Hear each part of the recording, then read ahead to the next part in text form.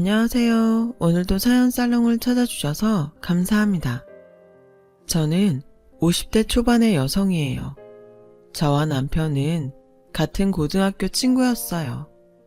남편이 1학년일 때 같은 반이 되면서 친해졌죠. 나중에는 우리 부모님과 남편 어머니도 알고 지낼 만큼 가까워졌어요. 남편의 아버지는 초등학교 때 돌아가셔서 어머니만 계셨어요. 그러다 저는 재수하지 않고 미대에 가게 되었고 남편은 가고 싶었던 의대에 떨어져서 재수를 하게 되었어요. 공부를 잘하는 우등생이었던 남편은 재수한다는 사실을 무척 힘들어했어요. 저는 그런 남편에게 너 공부 잘해서 대학 가면 내가 여자친구 소개시켜 줄게 라고 했고 남편은 재수기간 내내 제 말을 생각하며 힘을 냈다고 하네요.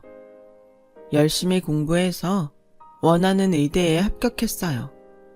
저는 약속대로 같은 과 친구를 소개시켜줬죠.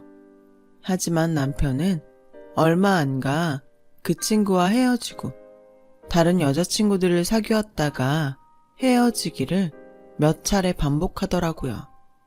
저도 대학 다니면서 2번 정도 남자친구를 사귀었거든요.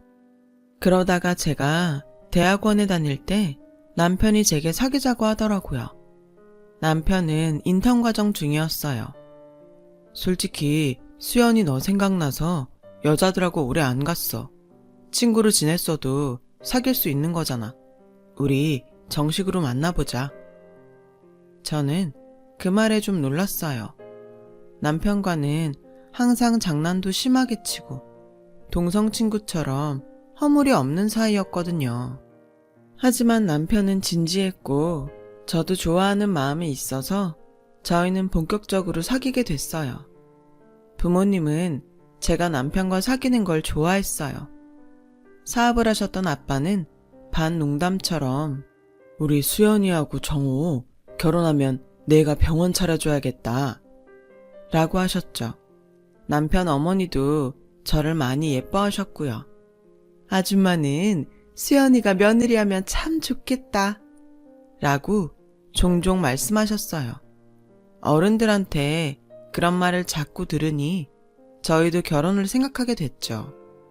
어느새 자연스럽게 결혼 이야기가 오고 가게 됐고 남편이 전문의 시험을 붙고 난 후에 상견례를 갖게 되었죠. 아버님, 어머님, 제가 수연이 책임지고 행복하게 할 겁니다. 저를 믿고 따님을 주셔서 감사합니다. 라며 남편이 씩씩하게 인사했고 아빠는 그래, 둘이서 행복하게 잘 살아야 된다.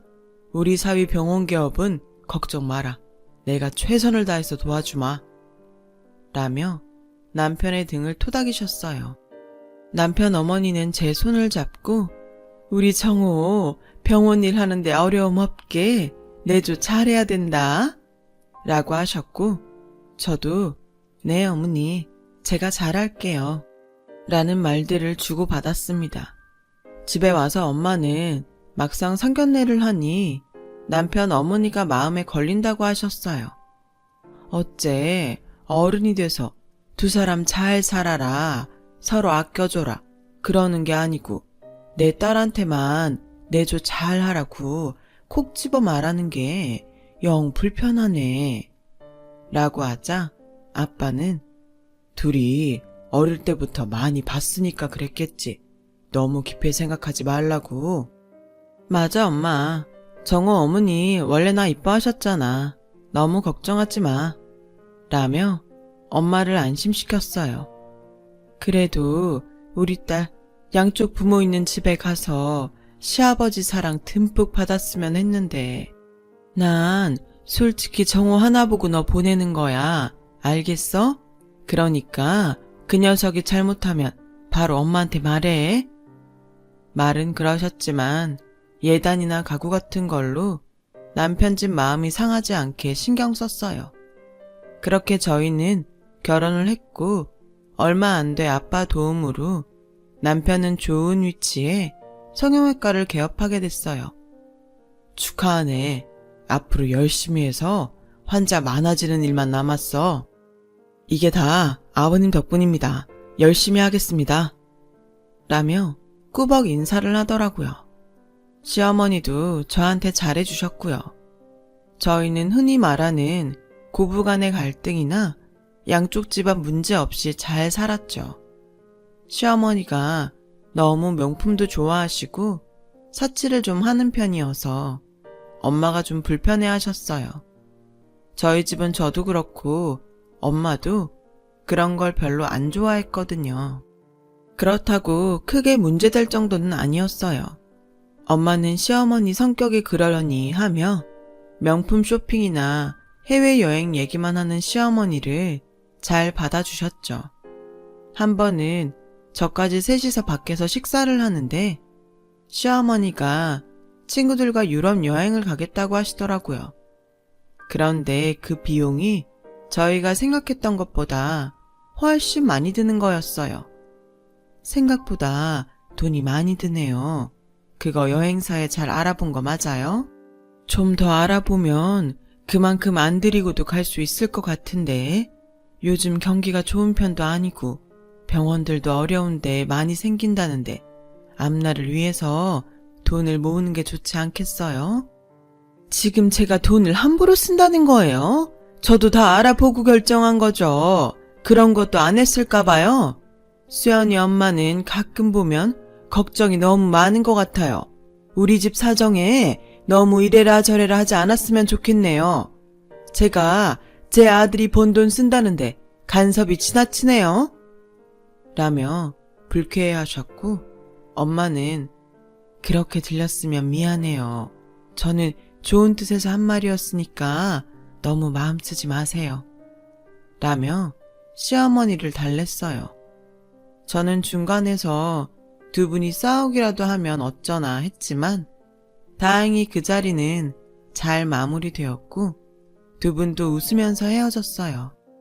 하지만 그날 이후로 그렇게 식사를 하거나 같이 모이는 자리는 더 이상 없었죠.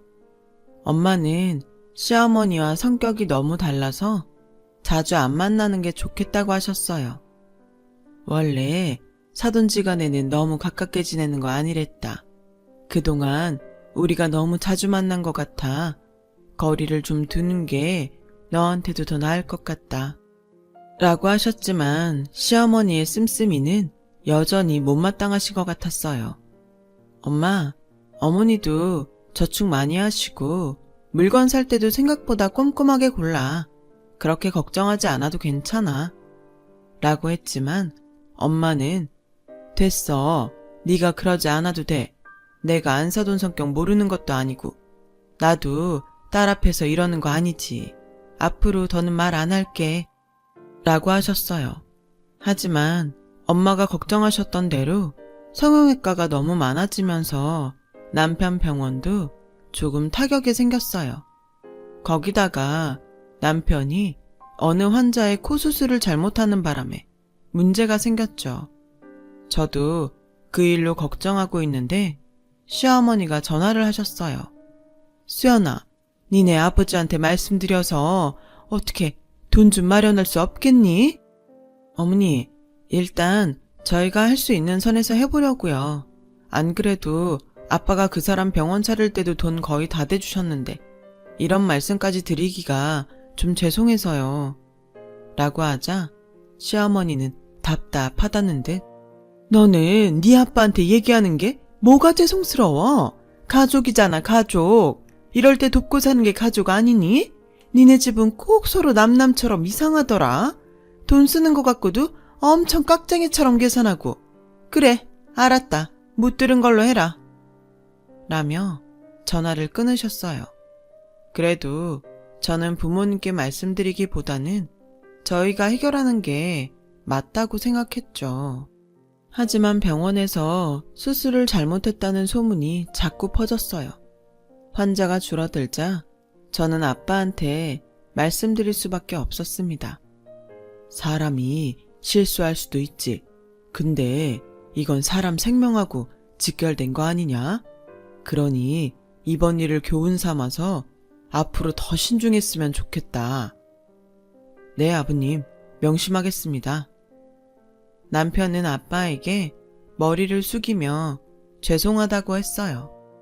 병원 문제는 아빠 도움으로 수습을 했고 남편은 동네를 옮겨서 다시 개원했죠.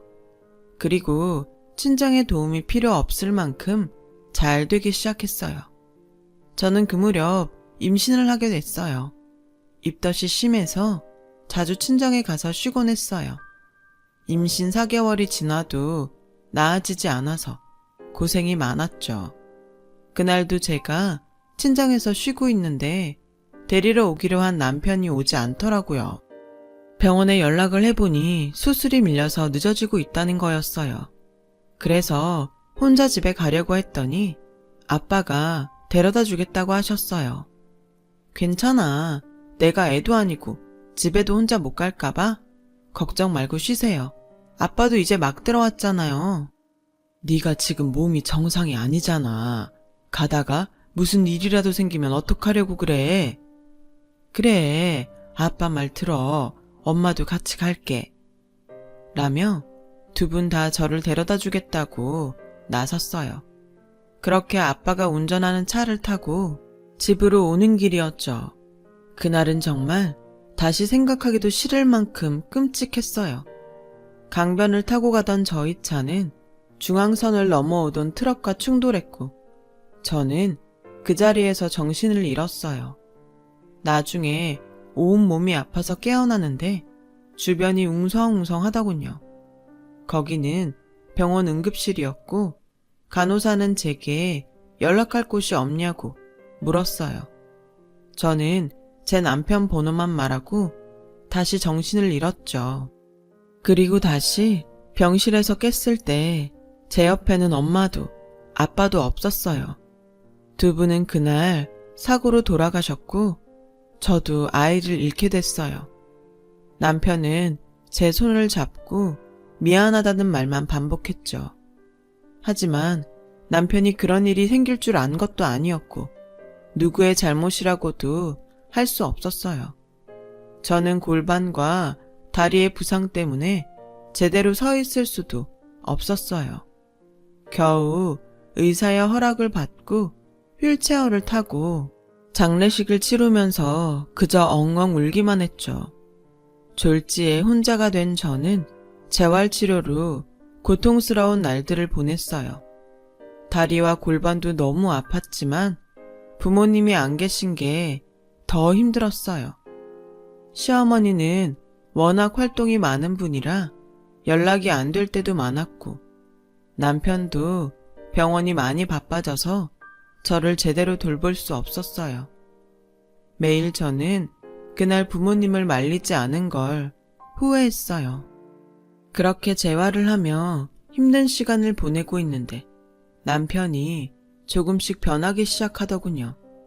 제가 지팡이를 짚고 거실로 나오기만 해도 인상을 쓰며 고개를 돌렸고 매일 늦게 들어왔어요. 맨날 아프다고 끙끙거리기만 하는데 누가 집에 있고 싶겠어?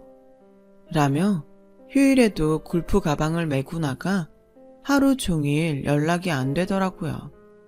시어머니는 시어머니대로 저한테 불만이 많으셨어요.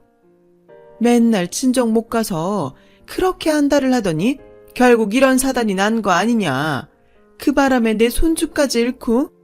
죽은 사람한테 할 말은 아니지만 니네 엄마 나한테는 입 바른 소리도 잘하더니 딸내미 단속은 안 되셨나 보다. 어머니, 그런 말씀이 어딨어요. 너무하세요. 저희 엄마 그 사람이 오지 않아서 저 데려다 주시다가 돌아가셨어요. 그리고 제가 무슨 나쁜 짓이라도 했나요? 단속이라뇨. 네 말이 좀 이상하구나. 너 그럼 이게 다 우리 정호 때문에 생긴 일이라는 거냐?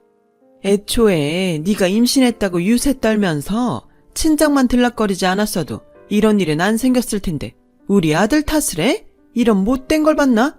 내가 그동안 참고 말은 안 했는데 니네 식구는 꼭 남 탓을 하더구나. 돈 좀 있다고 가정교육도 제대로 안 시킨 건지 원. 하면서 막 저한테 퍼부었어요. 그동안 저런 말들 못하고 어떻게 살았나 싶을 정도였죠. 부모님이 안 계시니 저는 시댁에서 환영받지 못하는 존재가 됐어요. 한 번은 시어머니가 손님들을 초대했다며 집에 와서 일을 좀 하라고 하시더군요. 그래서 목발을 짚고 절뚝거리면서 가서 부엌일을 좀 도왔더니 저한테 창피하니까 방에서 나오지 말라는 거였어요. 밖에는 남편도 있었는데 그 사람은 저를 신경도 쓰지 않더군요. 저는 손님들이 있을 동안 몇 시간이나 작은 방에 갇혀서 화장실도 못 갔고 모임이 다 끝난 다음에는 뒷정리까지 도왔어요. 그러면서 문득 이게 뭐 하는 짓이지? 하는 생각이 들더라고요. 그날 이혼을 결심했어요. 그때 남편은 아예 시댁에 눌러 살 때여서 병원으로 이혼 서류를 보냈죠. 그 얘기를 들은 시어머니는 기다렸다는 듯이 그래, 너도 고민이 많았겠지만 이게 모두를 위해서 좋을 것 같다. 사람이 서로 짐이 되면 안 되는 거 아니겠니? 그리고 이혼 얘기는 네가 먼저 꺼낸 거니까 위자료 받을 생각은 하지 마라. 라며 못을 박더군요. 남편은 꼭 자기 일이 아닌 것처럼 연락을 해도 엄마가 다 알아서 하기로 했으니까 엄마랑 얘기해. 라며 빨리 끊기 바빴어요. 그땐 정말 너무 서러워서 부모님 사진을 놓고 매일 펑펑 울었어요. 그러다가 한 번은 새벽에 깜빡 잠이 들었는데 거실에서 남편 목소리가 들리더군요. 누군가와 통화하는 소리였어요. 이제 병원도 잘 되고 돈 걱정할 일도 없는데 내가 왜 구질구질하게 장애인한테 목매고 있냐? 그래도 먼저 이혼하자는 말 안 할까봐 조마조마했는데 진짜 잘 됐지. 난 이혼하면 새장가 갈 거다. 저는 너무 충격을 받았어요. 결국 저와의 결혼은 다 계산된 거였으니까요. 어릴 때부터 친한 친구로 지냈던 저를 돈으로만 봤던 거죠. 저런 사람이었던 걸 못 알아본 제가 정말이지 너무 바보 같았어요. 남편은 다른 방에서 자고 아침에 자기 옷가지를 챙겨 나가더군요. 저는 한시도 같은 공간에 있고 싶지 않아 짐을 챙겨서 나왔어요. 친구는 저보고 다 소송 걸어서 병원에 들어간 돈도 다 받아내라고 했지만 뭘 어디서부터 해야 될지 몰랐어요. 그저 제 몸 추스리기에도 정신이 없었으니까요. 그렇게 저와 남편은 합의 이혼을 하게 됐어요. 완전히 혼자가 된 저는 그냥 붕 뜬 느낌이었어요. 게다가 재활도 끝난 게 아니라서 몸이 많이 불편했죠.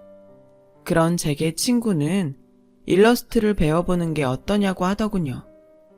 네가 유아 전공을 했지만 프로그램 툴 사용법은 금방 배울 거야. 안 그래도 결혼하고 그림에 손 놓은 것 같아서 안타까웠는데 한번 해봐. 친구의 격려에 일러스트를 배우기 시작했어요. 일러스트 공부도 진도가 빨랐어요. 처음에만 좀 어려웠지 방법을 익히고 나니 금방 할 수 있더군요. 저는 그림 그리는 데만 몰두했고 그런 저를 눈여겨본 학원 강사님이 일자리를 소개시켜 주셨어요. 그렇게 책에 들어가는 사파를 작업하는 일을 시작으로 여러 일들을 하게 되었고 블로그에도 제 작품을 올렸어요. 그러면서 제 작업을 좋아하는 사람들도 많아졌죠. 그런데 몇 년이 지났는데 아빠 회사 이사님이 변호사와 함께 저를 찾아오셨어요.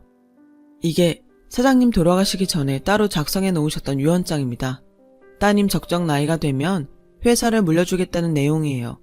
갑자기 돌아가신 관계로 수정사항은 없습니다. 저는 너무 놀랐습니다. 아빠가 돌아가시고 회사가 정말 어지러웠다고 해요. 저는 잘 몰랐지만 회사의 주인이 없는 사이 정말 많은 일들이 있었다고 합니다. 아빠와 막역한 사이셨던 이사님께서 그걸 지켜내신 거고요. 저에게 오시기까지 시간이 걸리셨다고요. 이사님은 자식이 없으셨어요. 그래서 저를 더 잘 챙겨주셨던 분이셨죠. 제가 어렸을 땐 자주 뵀었고 다 커서는 자주 뵙지 못했지만요. 아빠가 돌아가시고서 회사 일에 참여하게 되니 울컥하더라고요. 저는 회사 경영에 대해 몰랐기 때문에 이사님과 의논해서 전문 경영인이 회사를 운영하는 데 합의를 했어요. 이사님께서 회사를 지켜주셨으니 앞으로도 잘 부탁드립니다. 감사합니다. 저는 그날 제 친구에게 크게 한턱 냈어요. 네 덕분에 내가 이제까지 잘 버틴 것 같아. 정말 고마워. 다 네가 잘하니까 그런 거지. 아무튼 나도 뿌듯하다. 그 무렵 저는 지팡이 없이 걸을 수 있게 되었어요. 아직 오래 걷지는 못했지만 정상적으로 설 수 있다는 게 너무나 기뻤죠.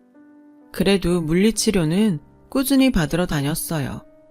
그렇게 일러스트 작업을 하면서 병원과 집만 오가며 사는데 회사에서 제게 사회 홍보이사 자리를 주겠다고 제안을 했어요.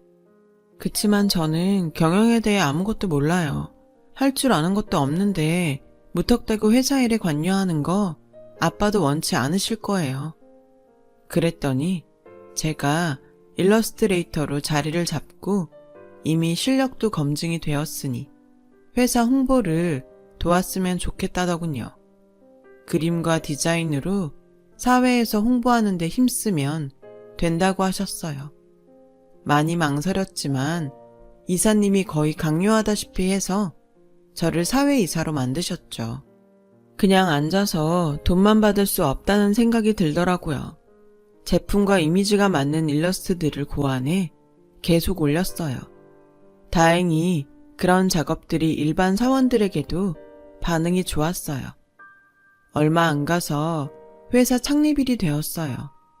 이사님은 제가 인사말을 하면 좋겠다더군요. 항상 아빠와 회사에 감사한 마음으로 살았기 때문에 저는 그러겠다고 했어요. 그리고 회사 창립일날 오랜만에 옷도 차려입고 집을 나서는데 하필 남편이 찾아왔어요. 수연아, 잘 지냈어? 우리 정말 오랜만이다. 그렇지. 어디 가서 잠깐 얘기 좀 하면 좋겠는데 집에 들어가도 돼? 아무 일도 없었던 것처럼 오랜만에 만나는 친구 대하듯 하는데 정말 너무 뻔뻔하더군요. 나 지금 가봐야 돼. 그리고 할 얘기 없으니까 다신 찾아오지 마.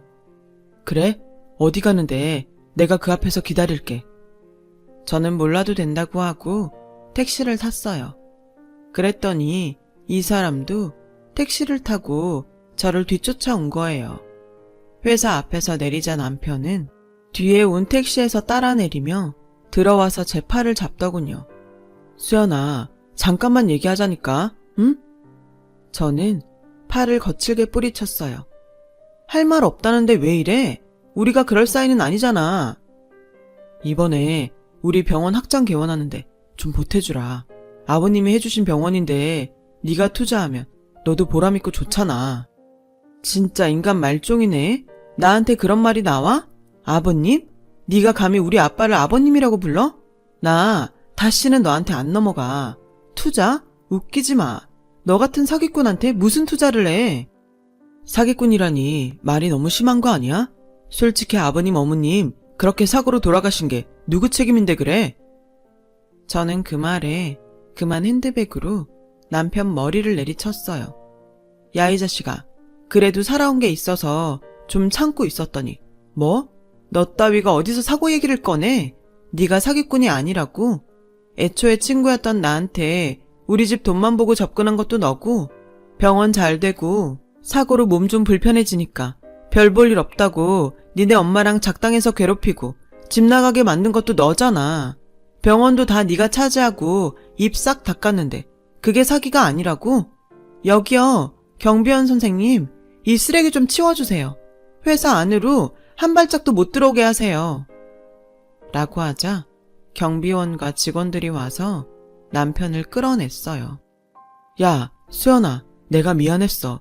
그러니까 우리 대화로 풀자, 응? 어디다 대고 야래. 한 번만 더 부르면 가만 안 둬.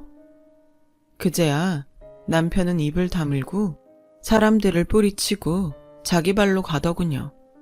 저는 그날 사람들 앞에서 아빠를 추모하는 인사말을 하며 속으로 많이 울었어요. 하필이면 이런 날 그놈이 와서 내 기분을 망친 게 너무 속상했죠.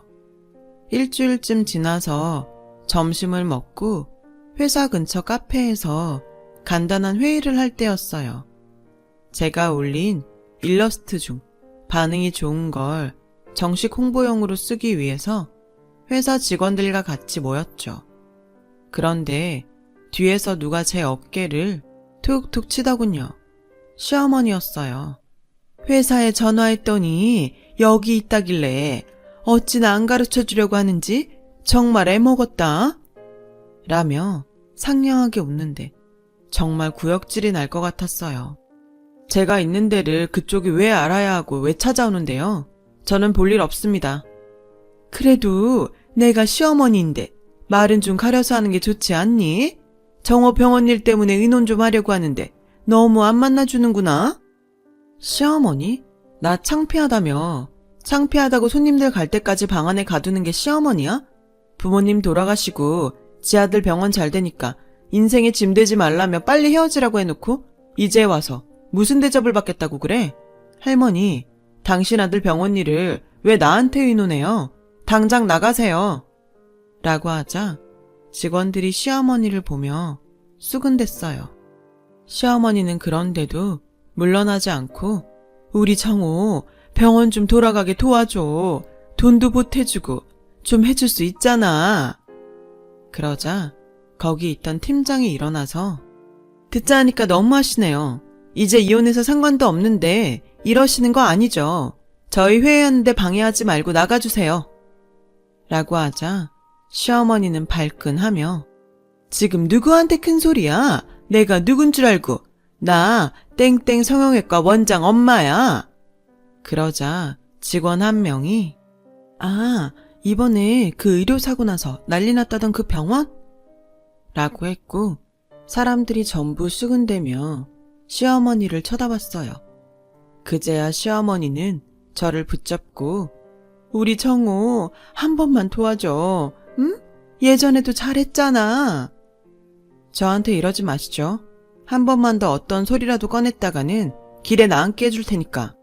여차했다가는 그 병원까지 다 토해내야 하는 수가 있어요. 내가 지금 못해서 안 하고 있는 줄 알아요? 그거마저 뺏기고 싶으면 해보시던가. 시어머니는 결국 돌아갈 수밖에 없었어요.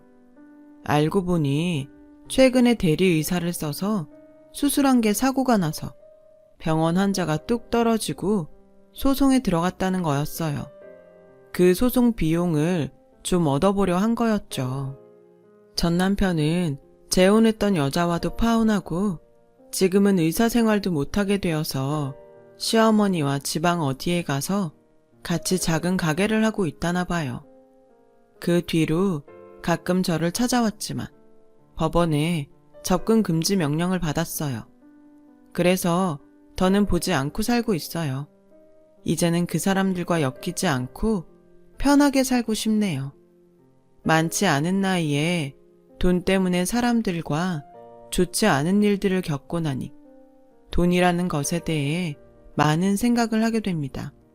아빠와 엄마의 그늘 아래 그냥 잘 살아왔다는 생각도 들고요. 앞으로는 더 정신 바짝 차리고 살아보려고 합니다. 쓰다 보니 오늘따라 부모님이 더 보고 싶어지네요. 서두 없이 써내려간 글 들어주신 분들 정말 감사드려요. 모두 행복하시고 건강하시길 빌게요. 여러분, 사연 댓글에 응원과 현명한 조언 부탁드려요. 좋아요와 구독은 저에게 큰 힘이 됩니다. 오늘도 좋은 일 가득하세요.